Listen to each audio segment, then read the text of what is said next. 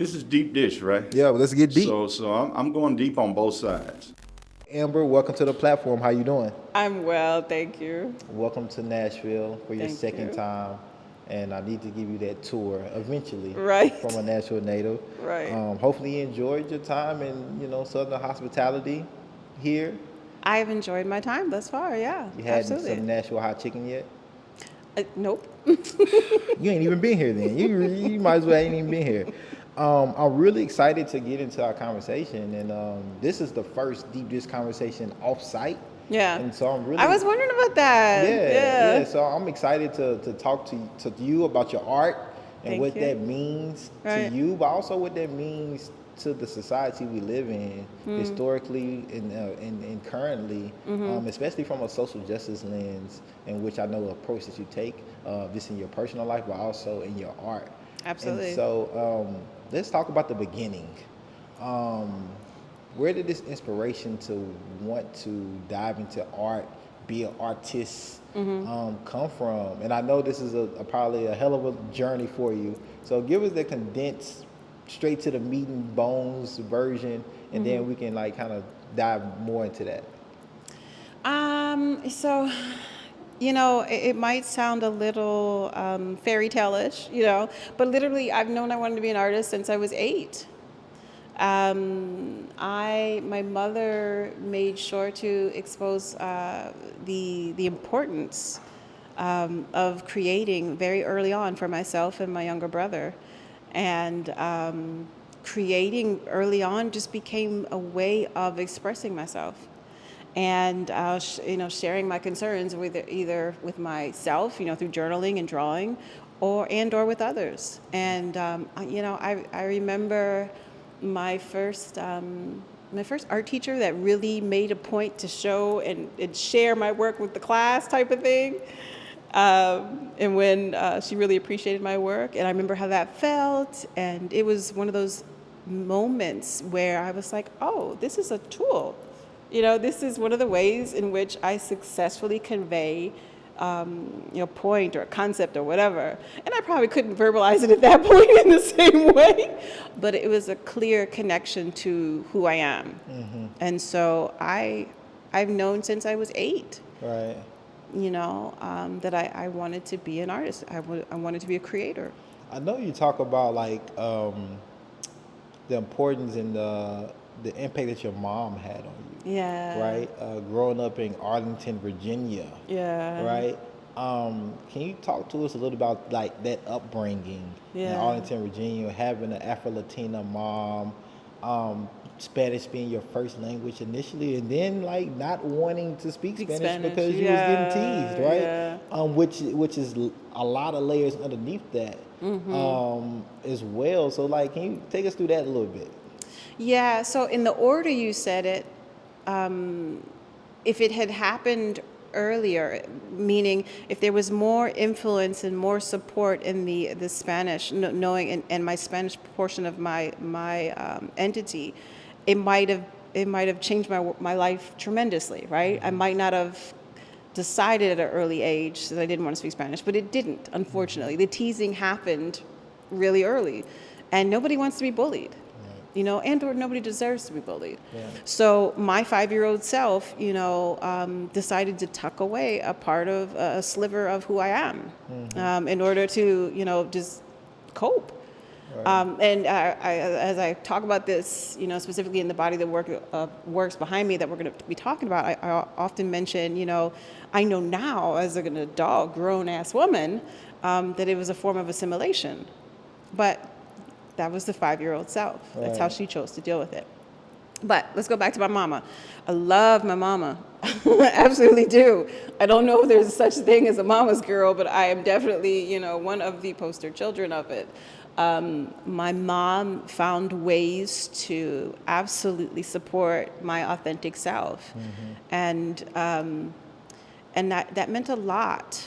It meant a tremendous, and I often talk about we all to some extent have been damaged, right? We all to some extent have people that supported us and people that did not, or people that just did their best, whatever that meant for them. And so I say that, and I love my grandmother, but I also know that the relationships between my mother and some of her people that parented her were not the most ideal, right? And grandma, forgive me, you know. But I say this because I want to make a point that my mother went out of her way to create a different experience for myself and my brother, and eventually other adopted siblings, you know. And that conscious choice impacted me. Because, for example, I don't know if I had grown up with any other human being, would I still end up being the Amber Robles-Gordon that I am today? Because part of our socialization happens through crushing spirits. Right. And so, I kind of want to just go ahead and jump straight into this because you use the word assimilation, which is very easy to do as a black person and as a black woman, and at 5 or at 25 or at 35 or 45, because the limited presence that you all are in, the limited opportunities historically and currently that you all have to be in spaces of power. And many would feel like, well, in order to get in these spaces, I have to assimilate.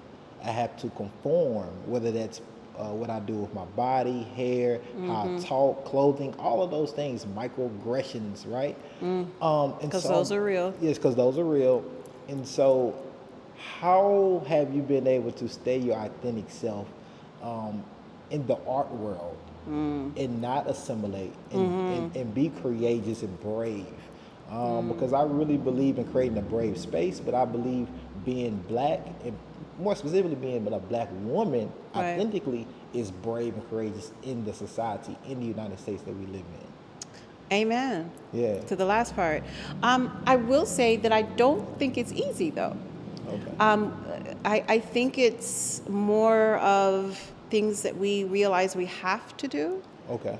To a certain degree, and some of us, you know, maybe decide not to, and the ramifications of that, based on living in a patriarchal, racist society. Unfortunately, that happens to people that decide not to, or where in the line they go back and forth in relationship to how they represent themselves, right? So I don't think it's easy. Okay. It is a daily, you know, from a cellular conversation to a brain, you know, the amount of what are those? Axons and whatever I can't remember the names of the things that go on your brain. Oh, yeah. Because it's literally that whole second consciousness, you know, or double consciousness. We have like triple consciousness, you know, Right. And if you throw in another Americanism or slash, you are this as well, I think it increases the level of consciousness that you have to be aware of, Right. you know, especially from the point of being a person of color, or, you know, having a different sexuality preference, or having, you know, a disability, or there's just a range. The more you have to deal with when it comes to accommodating someone else's, the larger scale people in power, the more you have to adjust your consciousness, your behavior. And what's interesting about that is I think that our society is, to some extent, some of us are waking up to that acknowledgement, or in the process of, or they're fighting against it tooth and nail. Because that means that in order for us to acknowledge that, people have to acknowledge themselves. They have to acknowledge their own personal histories and their conscious and or reluctant buy into that. So that was a long answer, and I don't know that it completely answered your question. No, how does that relate to your presence in the art world? Right, and how did I manage that? How did I manage to maintain it? Okay, yeah, I don't think I would have been able to if my mother hadn't supported, like I said earlier, my authentic self. And there are certain things that I've had to be very aware of and conscious of, and say that maybe this isn't the path for me. when it comes to decisions in my artistic journey. But also, one of the things I absolutely did was I made sure, because I went to I was put in magnet schools, right, in Arlington, Virginia. And so that absolutely directed some of my path, definitely. And I was always one of the handful of what I would call colored people in these larger white school systems, right? And so you really have to be a certain level of good with yourself and or realize that it's something that you have to continually work on in order to sit up with a straight spine, and be good to people, be good to yourselves, and make decisions that are based on your character and how you want to show up in the world, right? And so I have had to take those values and walk them over to the art world. And or when I slip, I got to remind myself, is that how I want to show up for the world and for myself, more importantly? I think it's a level of checks and balances, you know, and it has not always been easy, but. So I want to dive a little deeper. For us that are not in the art world, like myself, what does that pushback look like when someone, some organization, institution, gallery, whatever it may be, appreciate you, but maybe want you to go in a different direction with your work, because maybe it is pulling out something from them that they haven't dealt with, and your work is calling it out.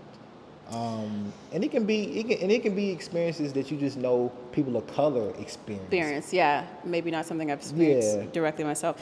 Or both, we'll take both of them. We'll take it all. Right. I've had. Let me say what I've heard.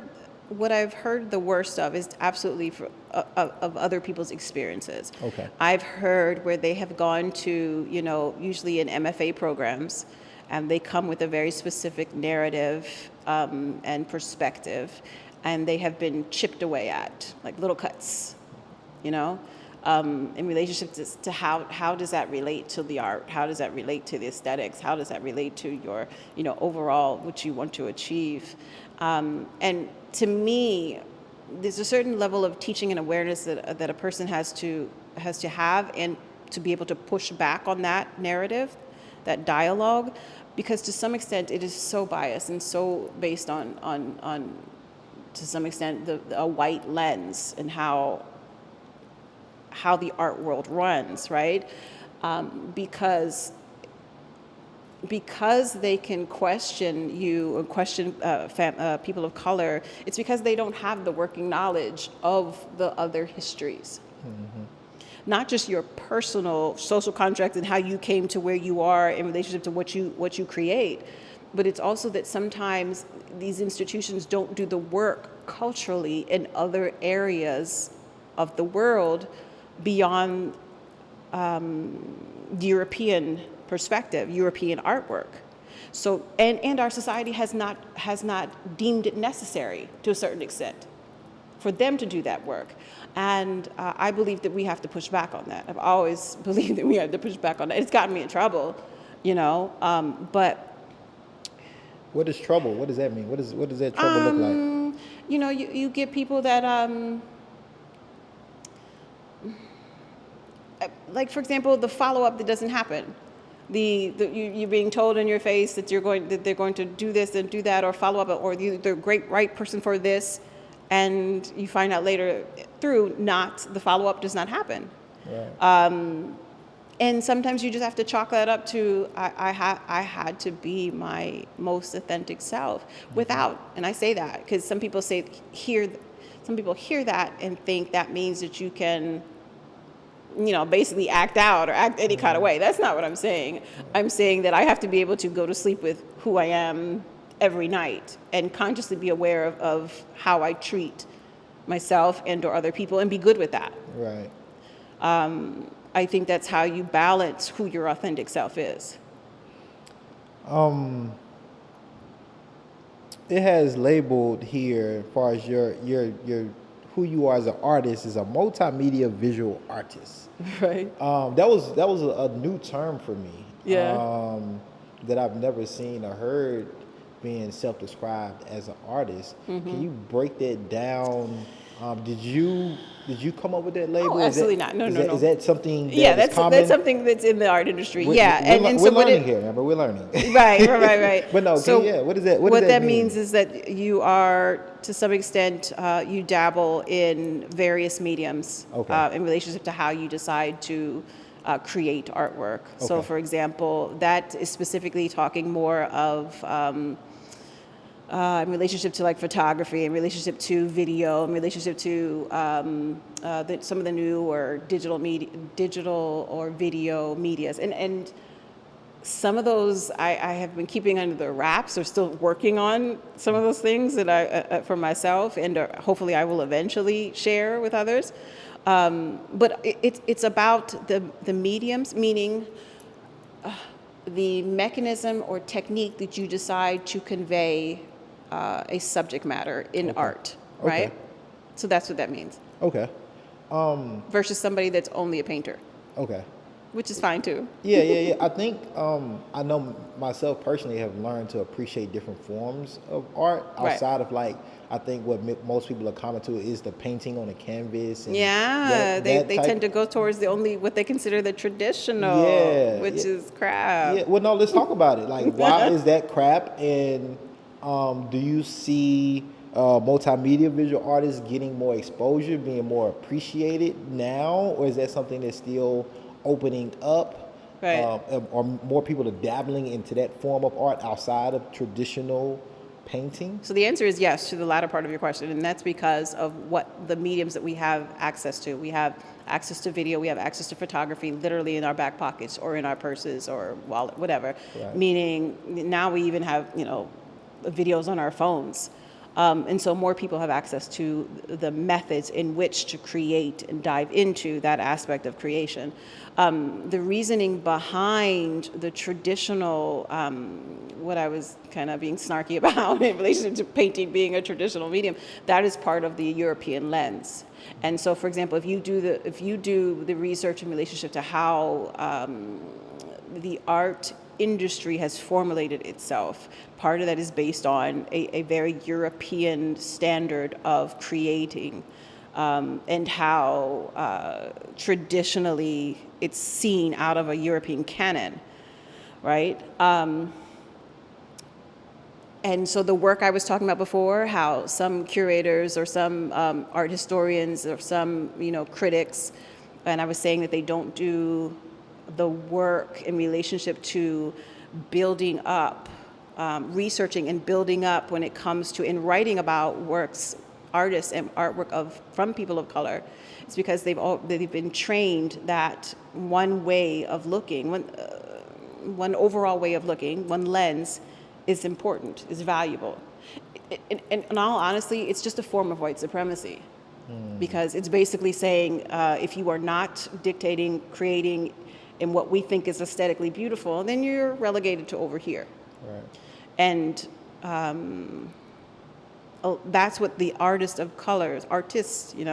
plural, that's one of the main things that we have to continually push back on. Because we know that that's not the case. Right. Beauty is not just seen and should not be seen as just one palette, one person, one type of beauty. It's stupid. You brought up a word there that I'm excited to get into, is history, because when I see the art that's behind you, and when I've seen your previous work, in the thought process, in the research that has to go into it. So I'm curious if you can, because you have to be like damn near a historian, and really dig into these things and these concepts. You're just not just putting anything together. Yeah, definitely not. Without like no kind of educational awareness behind it, which I think is amazing, and I think shows a level of art intellect that I appreciate. Right.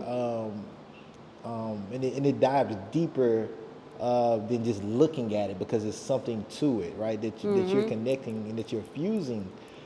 So can you take us through like that process of like of your creation, whether it's one of these quilts that's behind us, or just your process when you're thinking about creating a new piece of art? Yeah. And it's actually part of the process that I have really fortunate that I love as well, you know.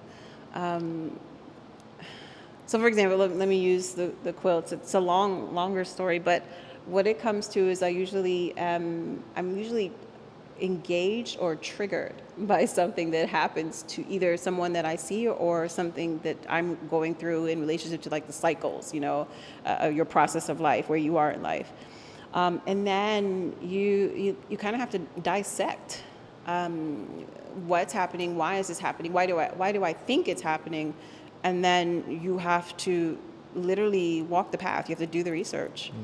And for example, the works that led to this series behind me, which is Successions: Traversing U.S. Colonialism, and it's a combination of, now I think it's 7 or 8 quilts, and the first 5, 6 are representing the U.S. territories. But let me go back. So I was led to this by a series called Place of Breath and Birth. So as I described earlier, I my 5-year-old self went to my mother and told her that I didn't want to speak Spanish anymore because I was being bullied, right?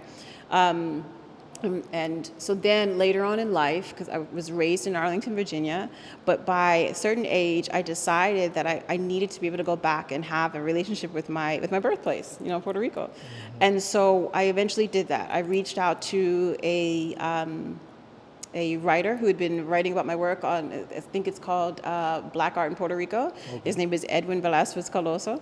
And I try and mention his name every time because I need him to know how intricate, you know, and important he was in this process, because he started to put my art and my name in this context of Afro-Latina, it was like so empowering. He helped me get some of that back. And I haven't told him directly that, but hopefully he'll see this. But so that led to he recommended my work to, her name is Norma Vila, of the Universidad de Sagrado de Corazón, which is Sacred Heart University. And she asked me to give a proposal, and I proposed the show, Place of Breath and Birth. And literally what I would be doing is researching about my own personal heritage, researching about the treatment of Puerto Ricans by the U.S. government, coming to the university for a period of time, and then I came back doing a residency there, a self-appointed residency. I also did a couple artist talks and things like that there. So through that research, I realized that it's not only about the ill treatment of Puerto Rican U.S. citizens. This is about anti-Blackness, right? I started to realize that it's also the treatment of U.S. citizens that are part of the U.S. territories, right? And so at the time, I was working on a body of work, Place of Breath and Birth, for my solo exhibition at American University. And I went back to my curators at the time, Larry Osamensa, and I say his name with like the Spanish, which is funny, but and Jack Rasmussen, who's the director of the American University Museums. And I was like, look, I know we thought that I was going to be creating, you know, one-sided quilts, but I need to make these double-sided. And what that meant was, because I was looking at the works, and I was working on 2 of the political quilts side by side. And, you know, they're all based on factual information, right? But it was just that my energy couldn't only allow me to deposit them into the world with just criticism. In some ways, I felt like that would also be what I am criticizing in relationship to how the U.S. has treated millions of people, and I needed to be able to give them an additional artistic life, if that makes any sense. I wanted you to have to confront what I'm saying on the front in relation to the political side. And I wanted you to have to walk around and then see humanity. Right. What did that? I'm a big time traveler, but explorer. Like I just like to see myself as an explorer, and it seemed like you did a lot of exploring, just not with in your art, but internally with you. How did that reaching back and going back to Puerto Rico, your birthplace, and just your family, lineage, heritage? How did that like manifest in you and change you, make you better? How did that change your art and the outlook of like who you are as a person, but also as an artist? Man, you be dropping loaded questions. That's like I told you, deep dish conversations. We're gonna get into it, right. and so we here for you. We here to get all into your business. Okay, awesome question. So Start wherever you want to I start. know, Start wherever I you know, want to start. I know. I think so. One of the perspectives, and I think, for example, I tend to not work small, Okay. right? And so the place of breath and birth are 18 by 24, and they're these very dense, layered collages. And even some people have, when they've come up to them, they see them as small flags, right? And to some extent, they may very well be. But I literally, my goal was just to distill all this like emotional information, visual information, cultural information, and slight critique, all on this plane, and I absolutely think that was definitely a combination of being an Afro-Latina, going to Puerto Rico, also being raised in Arlington, Virginia, and living in the District of Columbia for 20-something years, but still being able to condense that onto a 18 by 24 canvas, so it gave me so many layers of insight. Returning back home to Puerto Rico, your birthplace. Right. I'm curious of like once you touch down, black woman, another country. It's not another country. Not another country, a territory. Right. Thank you. We're all learning and growing here. Thank you, Amber. How were you received by Puerto Ricans and like the looks that they were giving you possibly? Because I understand like blackness is not a monolith. Blackness looks different in different places, but people can kind of tell like your hue is a little different, or this, and so I'm just curious on how that experience was for you and some of those conversations you might have had about your American blackness compared to, being Afro-Latino, Puerto Rican blackness, because we know there's black people, Cuba, we know there's black people all over the world. Right. And so and it manifests differently. Yeah, and talk to us a little bit about that initial touchdown experience and maybe some of the conversations you had with locals there. And maybe some of the conversations you had about your work with them and the story that you were trying to tell. Again, another loaded, but we curious. We want to know. Yeah, that is a loaded question. So the first thing that comes to mind is that I think I need more of those experiences. Okay. And because, for example, Mother Nature got in the way of some of that. For example, I was supposed to have a solo exhibition, a live in-person solo exhibition at Cigarra de Corazon, their university art gallery, but it was shut down. It needed to be. It had a whole a series of repairs that it needed to happen because of some water damage, right? So the show got moved to an online platform. But even in the time prior to that, when my mother and I went there for 2 weeks to be introduced to the curator, the provost, things like that, the response was definitely welcoming, but that's also from the art, curator, university perspective. So, for example, I haven't because that physical exhibit didn't happen, I haven't had that direct response from a large group, an audience of Puerto Ricans, much less Afro-Puerto Ricans. Yeah. I've definitely had people reach out to me as they see where I'm going with this particular 2 series of works, right? And what I found, I was even telling Susan, the gallery owner of this space, I was like, I'm getting all these emails and people that are realizing, like, in more like the full layered self who I am. They're like connecting me with other Latinas, and I'm like, oh, this is awesome. And I hope that this absolutely continues. So that's been very interesting. But definitely, it's been more on the level of art administrators that happen to be of Latina descent or Latino descent, that they're reaching out to me saying, Amber, plug into this, Amber, plug into that. And I'm absolutely grateful.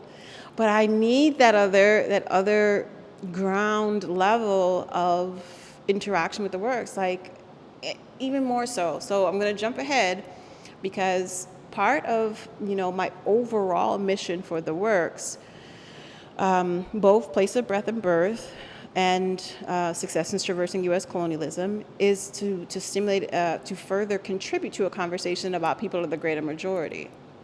So, for example, 80% of the world, is not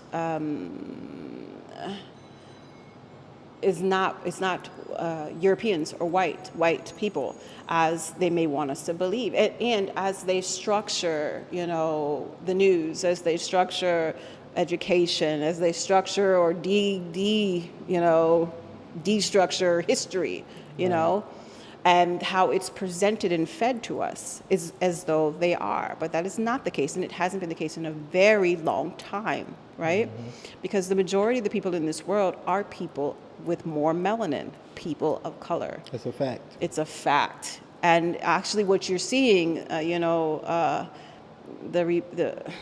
the instances of just what I consider craziness that's happening in our world right now is a pushback on that. Is a pushback of them feeling the lack of control. So my point real quick is that I want this dialogue, these 2 bodies of works, to, one, like Place of Breath and Birth, to specifically support other Afro-Puerto Ricans and Boricuas, But then this body of work, I need for people of color to treat each other differently. We need to start looking at each other with our own lens, a clean lens that's devoid of anti-Blackness. And so there is a term that I cannot remember right now. I want to say it's supernatural, if I'm not mistaken. But it's a term that basically talks about working through nationality, working through race, and working towards a greater community that is based on how do we treat humanity, how do we treat human beings outside of these constructs that we have built and formed and stuck ourselves in, and or allowed ourselves to be siloed in. Because until we do that, we will always be headbutted against white supremacy. And so I want that conversation to begin, and I say begin. I'm not saying that this work is the end all, great all, but I want to help contribute to it by looking at the foundation of the United States. Because I don't even touch about, for the most part, this side of Welcome to the District of DC Political is Welcome to the District of Colonialism, right? And on the back side is the spiritual side. So it's talking about the people of the indigenous people and or Native Americans that were in the tri-state area, right. The larger tribes, right? Maryland, DC, and Virginia. But I don't even talk about the when it gets into the tribes, and I kind of step back in that. If I ever am able to have a dialogue, and I want to be able to feel like I'm not treading on anybody's culture. It's not, but I don't even talk about some. I don't talk about Hawaii. I don't talk about the Philippines. I don't talk about the meaning in this work. I don't even talk about the entities, the atolls. Okay, Right. which is basically an island with unpopulated island to some extent, that have more sovereignty, more rights Right. than millions of people that live in the U.S. territories. Right. So there's so much more to be addressed. But anyway, I'm hoping that it can contribute to that continued conversation that absolutely needs to happen. Yeah, we finna unpack a lot more. We finna get a little deeper. Okay. Because with your work, with what I can tell from my studying, like you really dive into institutional or structural racism, U.S. colonialism, anti-blackness, as you mentioned, and not only how it affects us right here in the United States, but also people outside of our borders and people Right. in U.S. territories. And I want to bring up this word to you. That's a loaded word because I'm just giving you all loaded things today. But the word justice, because it seems like that's what you're trying to highlight in many ways, the lack of justice Yeah. for many folks Yeah. in the United States and U.S. territories that they still haven't received any justice for the harm and violence that have been done to them historically and currently. Yeah. And there's harm that has been done to black folks and people of color in this country historically and currently as well. And so what does justice mean? Because I think that word means something different to everybody. What does it mean and what does it look like personally and within your art? I don't think we've seen justice yet. So we don't even know what it looks like. No, we don't know what it looks like. Because that whole continuum, and I'm going to use the word incorrectly, but I'm doing it for a reason, or the term correctly, like a time continuum. Everywhere that we have seen little instances of justice around the corner, down the block, it's being imposed, it's being stripped away from others.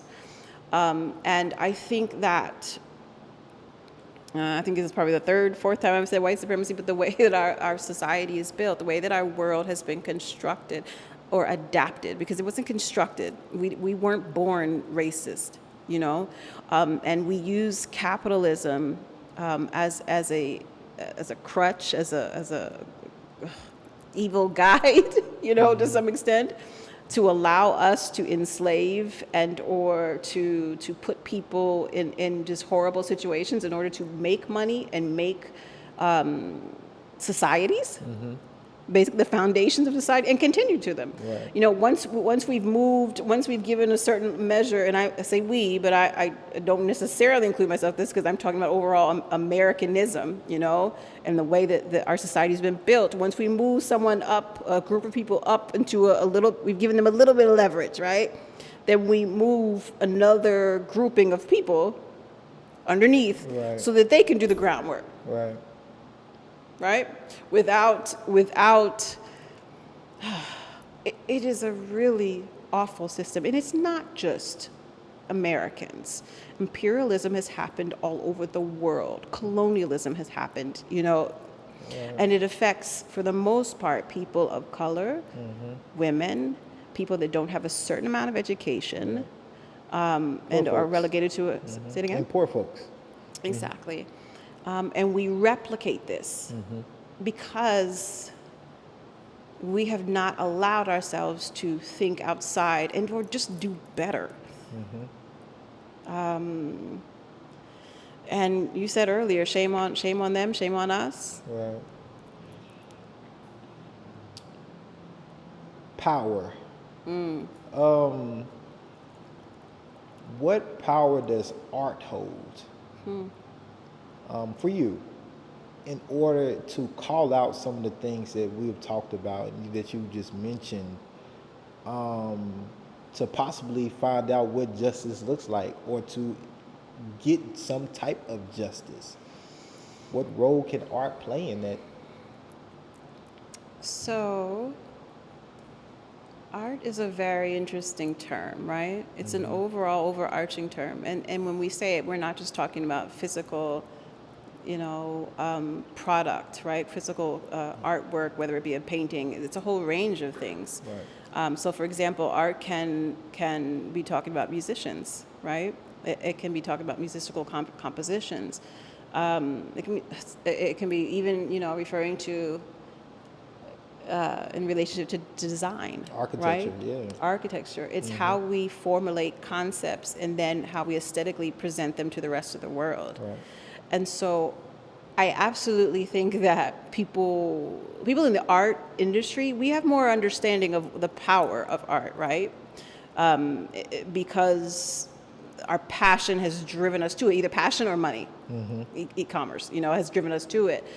I think what happens is that people outside of those realms don't realize how much they're impacted because they don't realize that art includes the image, whether it's a still image and or it's a reeling image, ongoing image, right? And the people that are in control of what you see, that's the power, right? And then underneath that, the people that are in control with how they interject narrative, that's the power. And I think that we're at a point where people are questioning versus what you show me visually and what you interject in relationship to text and voice and overlaying that on what you're presenting me visually. And we're seeing contradictions that we cannot overlook, that many of us cannot overlook, right? And I think it's an interesting place to be in our society, and that is what I'm pushing to.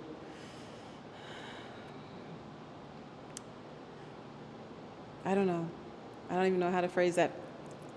That's one of the things I'm pushing in the works, that I am an alternative way of looking at where we are. Right.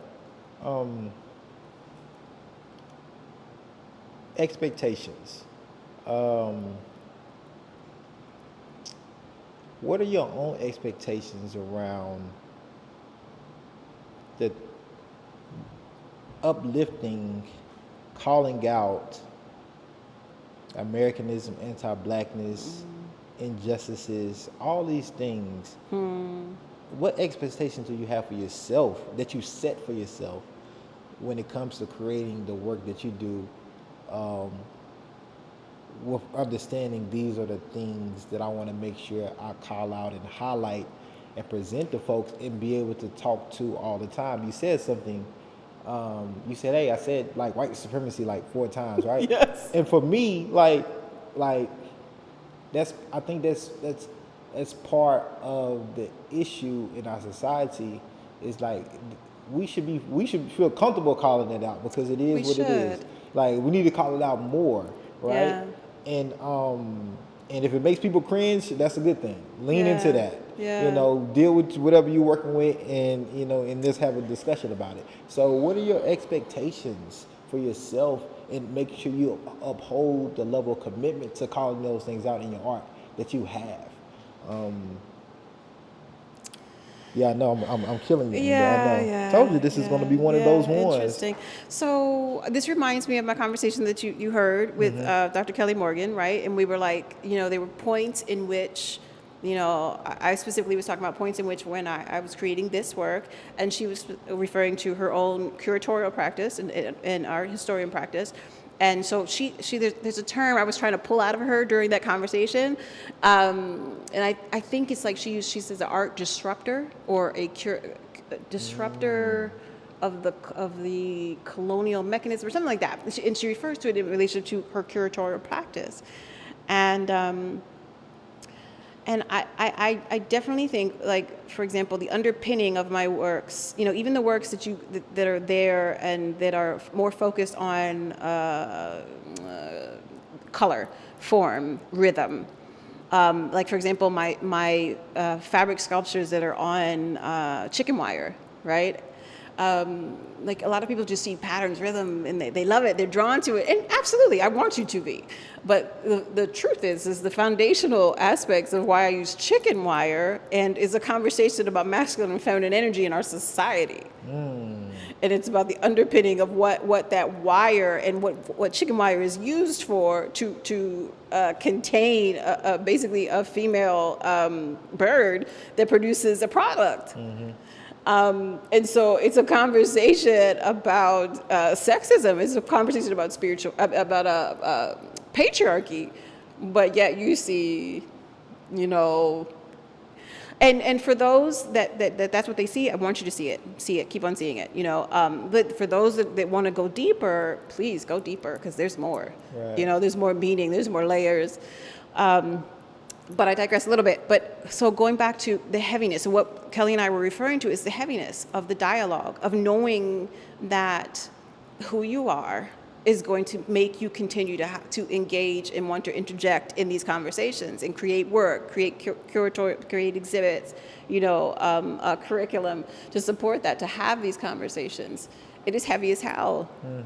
But the thing is that the heaviness, when it comes to previewing our world and our society, our internet, our scrolls, and not feeling as though you're doing enough, at least for my social contracts, my spiritual, who I am as a being, I have to.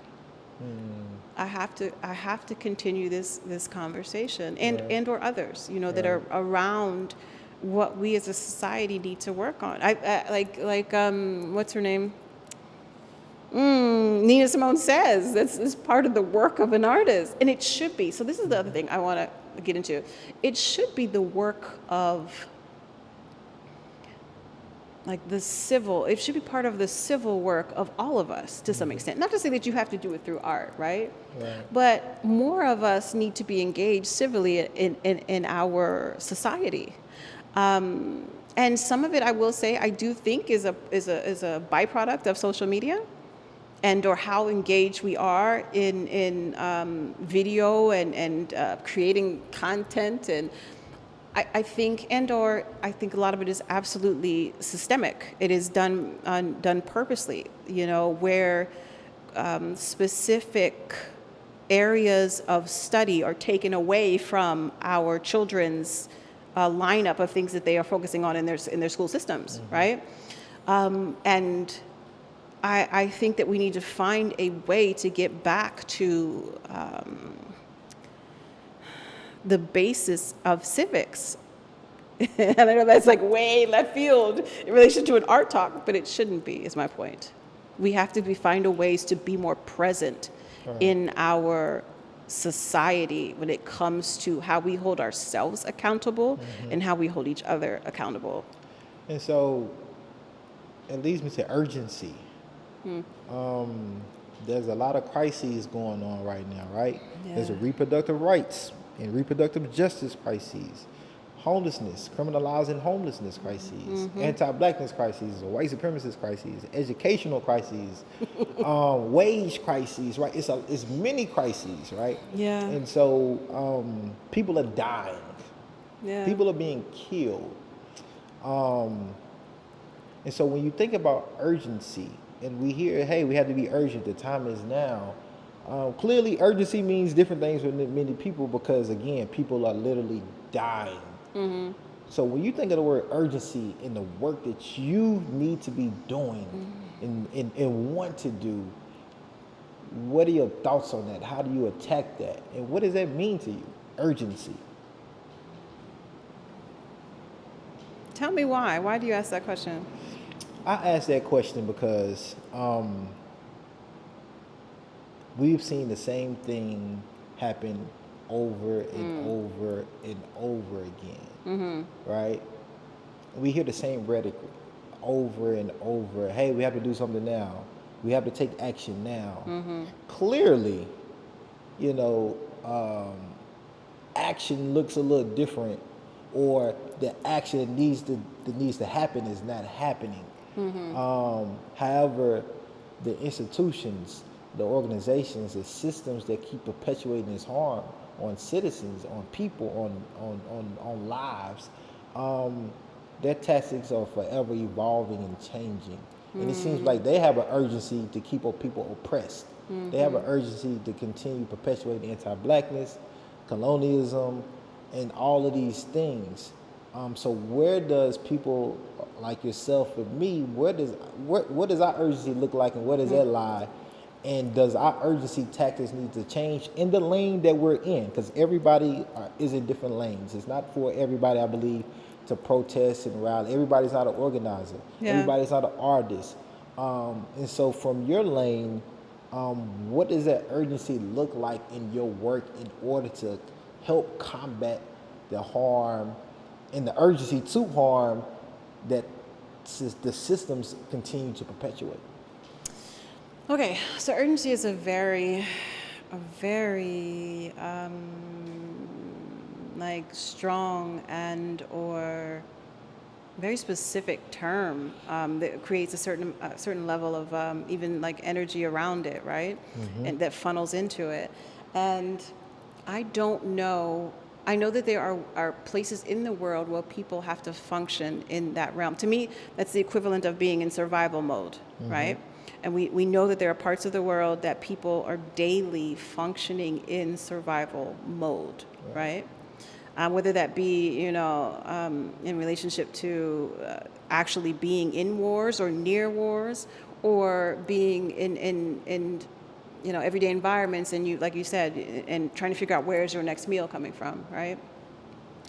So, and I will say that there are absolutely the way that the stratosphere of society, people in our society works, they're tiers, right? All of us don't always have to be in urgent mode or in survival mode, right? And which is something I struggle with every day in relationship to why do we live in a world where people have to be in these modes of urgency, right? And because it also equates to where you are in a privilege, in access, resources, even down to like whether or not you have family and friends supporting you, right? So, for example, I don't know that I can't live my life in urgency mode or in survival mode, and Okay. I've been absolutely fortunate, and I'm grateful that I don't have to, right? Okay. However, it doesn't mean that I can ignore those that are in it and or the issues that cause us. Because even people to flux in and out of it, because it happens, Right. I'm curious. That answer is very perplexing to me. Because you're a black woman in the United States, which I think is dangerous in itself. But why do you feel like, just because just that alone, I feel like you should have some level of urgency in your own way? Well, let me finish, because I wasn't finished with my answer. Okay, sorry. Okay. Okay, so what I was going to say is that I think that if all of us lived in that mode, we would be living in an even more chaotic society. I think that we would be, because what happens is that you have the flight or fight. You're not just talking about a word, right? You're talking about a word that then triggers a chemical reaction, an actual body, like, in relationship to everything below your brain, and then it sends information to the rest of your body, and then it comes back and says, okay, this is how we're going to, and sometimes it delays how you then respond to it. So I know that, and not to say that I haven't had modes in my life where I had to function in it, but I've also had to be able to negotiate that, find ways, whether it be through yoga, whether it be through prayer, whether it be through a combination of both, or whether it be through having fun, making sure that I interject fun in between the other stuff that I'm doing. But I cannot function in that mode, and or will I ever? I never want to be in that mode and or wish it on anybody else, because I'm afraid for what we would do if all of us, or much more of us, were in that mode. You think white supremacy is threatened now? What if we were all in that mode? You're seeing it from the perspective, at least this is an assumption, you're seeing it from the perspective of what you're doing, right? And how you've decided to show up in the world. And how your nuggets of how you place and interject your skill and your specialty in the world, right? But that's through your lens. We don't know how other people would function or show up in the world. In fact, and we don't know how all of them do, but we definitely know how some of them do. Have you seen your Instagram feed? Have you seen what happens on the news when people are in urgency mode? I want you to get it off. I want you to get it off. That's I'm done. So you said something I think is crucial. Mm-hmm. Through people's lens. Yeah. And perspective, which I should have been more clear about, because I think urgency is not going to look the same for everybody, mm-hmm. right? And so that's why I was kind of perplexed by your answer, because I think your artwork is a representation of urgency to me. Mm. I think this so we have different definitions of urgency. Yeah, and so in urgency when it comes to addressing certain social justice issues is like specifically. Mm-hmm. I think that urgency shows up differently because you didn't have to do the work that you did, but you recognized something through your journey, through your lived experience. But I'm telling you that I did have to do the work that I did. Yeah, you're right. Because my energy would not allow me not to. There were points where I had to look back and say, "Oh, am I going to stop this?" Right. But see, to me, that's a sense of like urgency, spiritually, emotionally. Like I think to me, how I am looking and defining urgency. Yeah. And I think that looks different in compared to also the opposition of people who want to keep people oppressed. Yeah. That urgency looks like criminalizing homelessness, right? So so that's what I mean by urgency, and that's why it's not all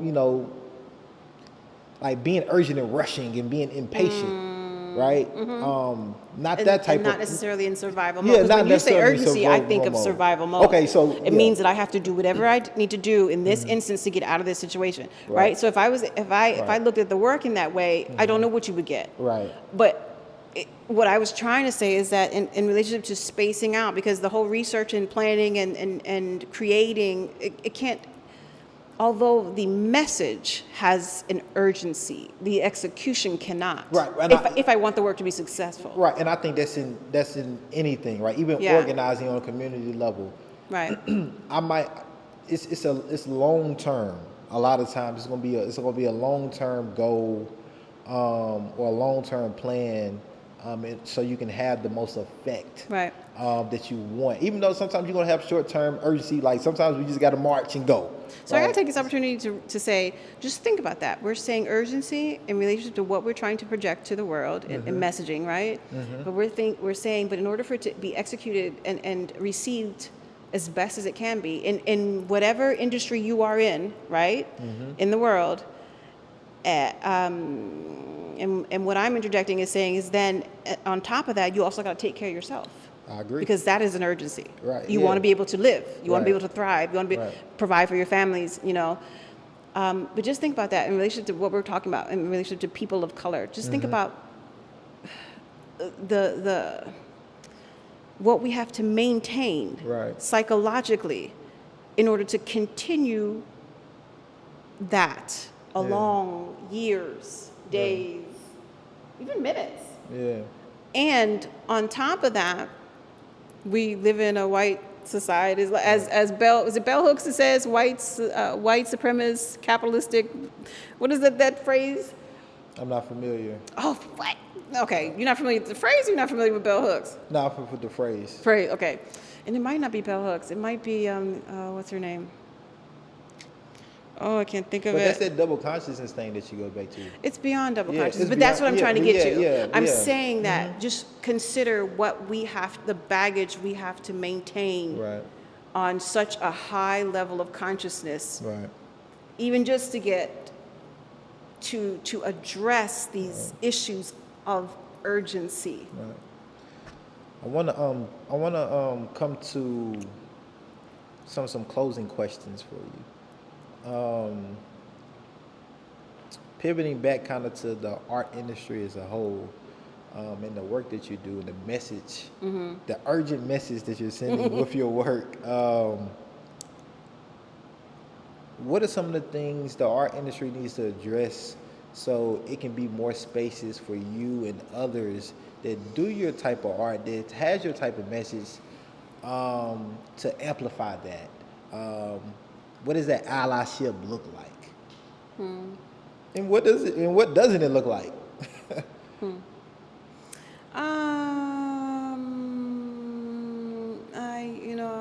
I know that I've been asked this question before, and I think my answer is the same in that because it's really requesting a level of consciousness.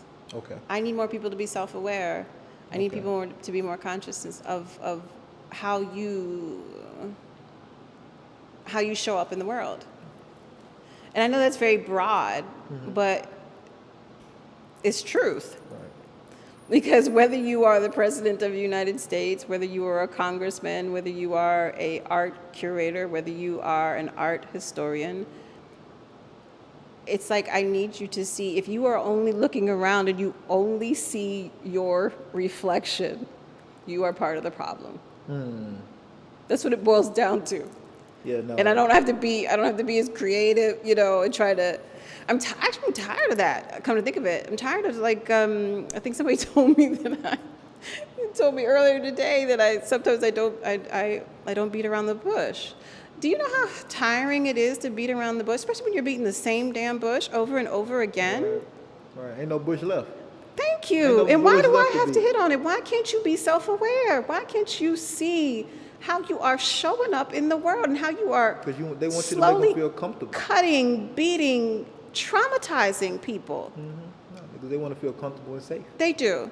But it's absolute truth. That's what that is. That is absolute truth. But hey, as we know, we all can't be comfortable and safe. So, learn how to navigate it like many of us do. Bump that. I am comfortable and safe. I'm claiming that. Oh yeah, and brave. Hey, Hey, claim that too. and brave. Claim it. Shit, claim that. How can community support more of art, more of this type of messaging in art? What can community do, not just here in Nashville, but in DC and just throughout the United States, throughout the world, and be more intentional about amplifying from a grassroots, boots on the ground, just supporter, but also somebody that, that also cares about the same issues that the art is representing and calling out?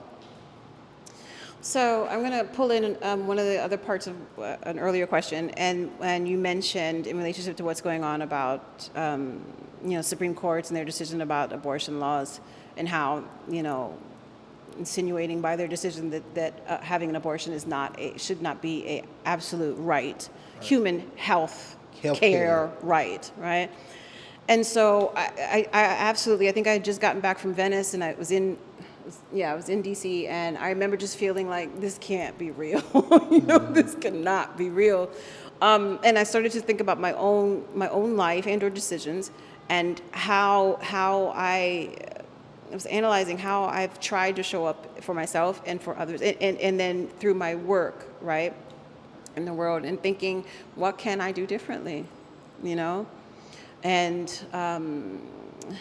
whether it be showing up for protests, signing petitions, and or seeking to better educate myself in certain areas. And I was, how do I continue to contribute? How do I? So one of the ways, and I was thinking about is figuring out how to talk more about my experiences. And I say that meaning not that Amber Robles-Gordon experiences are more valid or whatever versus anybody else, but I mean my woman experiences, right? Because that's one of the areas in which I want to challenge women to do more. And I say that because I don't say that lightly, right? Because I think that so much is put on us, right? And that burden is heavy as hell. And I absolutely think not enough is put on men, our counterparts and our partners in in creating children, flat out, society. You know, we can't do this alone. Right. But I'm saying this in the sense that we have been socialized, women have been socialized not to talk about this intimate part of our lives. It's been relegated to an intimate part of our lives. But the truth is, like I said, men and women create children. Men and women have sex, create children, and/or decide not to, right? And/or I'm not even going to talk about the situations in cases of incest, rape, and forced sexual encounters, right? But what I am saying is, even from a young age, we have been taught not to talk about our periods. That we've been trained to when we're sitting and we have a dress on, close your legs and things like that. There's certain things that we have relegated to carry out in society undercover. Right. Make other people comfortable. Yes. And ladies, Make men comfortable. Ladies, we have to stop doing this bullshit. Yeah. So, because it's a form of control. yeah. It's a form of how to hide what is associated with our womanness, our girlness, and not relegate it to a level of importance in relationship to this is how women and men show up in the world. So, one of the ways in which I've decided to do that was to have more conversations with younger women and or women in general. Like I was in a mall and I was, in a shop, and I happened to start a conversation with the person that worked in the store, and somehow I was like, so what do you think about what the Supreme Court has done?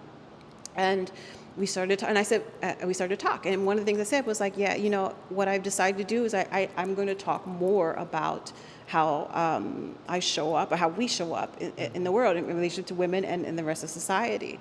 And I said to her, I was like, think about that. When's the last time you talked to your father or the males in your family about either your personal experience, sexual experiences? And I'm not saying it's to gross anybody out, but even the fact that I feel like I have to say that. Men talk about their sexual encounters or sexual experiences anywhere and everywhere they feel comfortable, or not even feel comfortable, anywhere they want. But women are not allowed in this society to do the same. And I'm saying that it is all under the same guise of control. We're not supposed to have sexual power. We're not supposed to have sexual or even bodily, what's the word? Autonomy.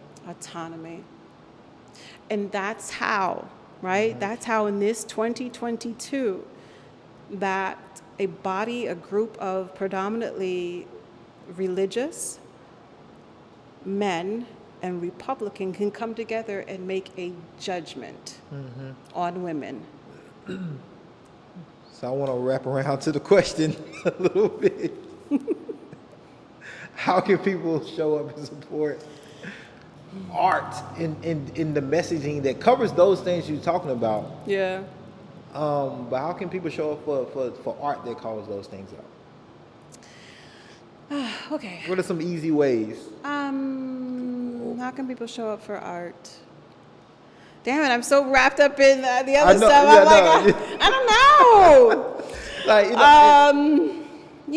because I think the reason I asked that question is I think this conversation is going to offer a different lens on how people can digest art.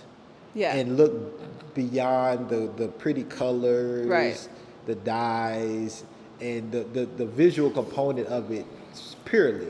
And so that's why I asked, how can people kind of support and show up for art that represents what they're doing. It just represents it in a different way. But if I'm an organizer, if I'm an activist, and if I care about reproductive rights or reproductive justice, and I know now, there's an artist that also cares the same way, and it's showing that I can uplift that, and we can work in community together. And You answering your own question, and I'm appreciative of it. so You're answering your own okay, question. so, all But right. what I want to say, in what I was saying in relationship to how I am deciding to further show up in the world, right? I want to challenge people. It's not just about that. Do I want you to see my art? Hell, effing yeah. Just come see my art. Yeah. You know, but I want you to see that we have to think about how we are engaged in intersectionality, you know, or how the intersections of how and what we are interested in and what is going on in the world. My artwork, is it about aesthetics? Absolutely. Is it about materiality? Absolutely. Meaning the materials in which I've used to convey a certain concept, right? But my art is about environmental racism. My art is about how the environment, how we've treated the world and how the world is fighting back. My art is about breaking down and or interjecting and challenging white supremacy. My art is about challenging colonialism. I need us to start. My art is about, you know, science, because there's science behind why these. Because we didn't talk about the way in which our environmental racism shows up in the work, right? But it's also based on science. It's also based on social studies, in the sense that part of what the problem is how the U.S. Has not been taking care of its territories in the way that it should be, and it's showing up in the way that the actual facilities, the buildings, the infrastructure crumbles. We're talking about technology, how it doesn't, it's not as prevalent as it is in the mainland states, United States, right? Or how how it affects the agriculture in the territories, in the sense that if you take the U.S. government, the U.S. Army, Armed Forces, annexes, takes land from indigenous people that they owned, right? And where they farmed, where they praised, where they celebrated their spirituality, their connection to, it causes ramifications in relationship to their health, diabetes, importing, you know, so there's all these things. Exactly. And I'm saying this is not just about art, although come see my art. Yeah. I'm saying we have to stop being one or two dimensional beings. And people need to hear that from artists. Amen. Because that's why we're having this conversation. Because people I totally agree with you. People need to hear that from artists, because if we don't hear artists say that, most people are going to think one or two dimensional about the piece or about an art piece, and that's all they're going to be thinking about. But if we have more artists that say, hey, hold on, wait a minute, before you just take this on visually, let me give you some food for thought so that you can digest with your visual lens as well. Yeah. And that gives that invites people to look at it in a 4th, 5th, 6th dimension. Yes, because we have to dissect the image. Right. And we can't assume that people are going to do that. No. Right? You're right. And so that's why I appreciate this conversation, and I appreciate you calling it out. And that's why I was so intrigued and curious to have this conversation, because I want others to hear your voice, and that piece alone is what this conversation is about. And I have one more question for you, then I'm gonna let you more. I got one more, because we've been talking about a lot of I mess with you. Ask injustices, but a lot of anti-blackness. So I have to ask this: what is Black love? Oh wow. Wow. So I think Black love starts within, just like it does for any other people, right? But specifically, it starts with like loving your hair, you know, loving your skin tone, loving the way that the sun reacts to your body, you know, loving the way water, embracing water. Realize that so much of who we are, not only the actual makeup is of water, but water is a conduit, you know. I think it's loving the aunties and uncles that show up differently in your world. I absolutely just believe that it's self-care, it's self-love, and then for yourself, and then extending that outside of yourself. I also think it's a spiritual journey, whether you are religious or not, because spirituality, it does not have to flow through religion or religious practices. It's cellular. And I actually think the Black love is within us all, whether we want to realize it or not. I remember writing a poem called Deep Black. I think it was called Deep Black. And one of the things I would say is that, like, when you close your eyes, what do you see? You know, that's black. It's blackness. It's part of who we are. When you look to the sky at night, and I think we've been trained to run away from it. And yes, I'm associating an actual group of people versus a color, but hello, our society does that and pigeonholes us, you know, because of it. Mm-hmm. And blackness is love, flat out. Amber, I've enjoyed thoroughly this conversation, and I know the viewers and the listeners will too. I want to give you the last word before we close. And one, I want you to, you know, extrapolate on anything that we maybe didn't touch on that you want to add a extra to, you know, some emphasis to, and then where people can find more of your artwork online, reach out to you, they want to commission some work from you, and just stay updated on what you have going on. Yeah. So one of the things that I like to focus on with this specifically this grouping of works, right, is I say that I started this journey to heal my 5-year-old self, right? So I always want to encourage people to figure out what is ailing you. You know, because the way that our consciousness works, almost everything, at least in my beliefs, everything that we are, how we show up, how we manifest, how we talk, how we treat others, how we treat ourselves, is a reflection of something that happened in the past, and or that we're currently dealing with in our present, right? And you know, and I know this is a bold ass statement, but all of us need to reach back and heal some aspect of ourselves, right? I agree. And this was my journey to do so. So for example, you know, and I remember I was talking about the smaller works, Place of Breath and Birth, that are specifically about my personal heritage, or an aspect of my personal heritage. And then, you know, then through that research, through that journey, through the back and forth between District of Columbia and Puerto Rico, I realized, I realized that this is not just about the treatment of Puerto Rico. This is about a whole community of people. So what I'm saying is, as through healing yourself, you know, in whatever way that manifests for you, you can also heal others. And it's like, believe that you have the power to heal yourself, and 2, you have the power to heal others, you know, through intentionality. And I think that's it. Oh, okay. So Yeah, how can people- Amber Robles-Gordon. So my website is literally Amber Robles-Gordon, AmberRoblesGordon.com. My email address is the same at Gmail. I am on Instagram. I am on Facebook, and it's my name.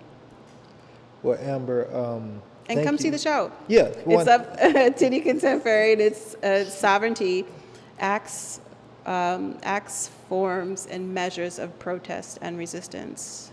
Shout out to Susan for allowing us to use this beautiful space for the interview in Teen Contemporary right here in downtown Nashville on 5th Avenue. Come check it out.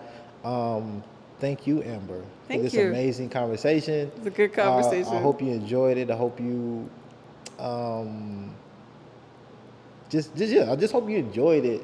And I did. I enjoyed it. I enjoyed your energy, your spirit. Thank you. Thank you. Same here. No, thank you. And when you're back in Nashville, Yes. I'm giving you that tour. Right. And we're going to talk again. Okay. All right. So I appreciate your time and thanks. Thank you.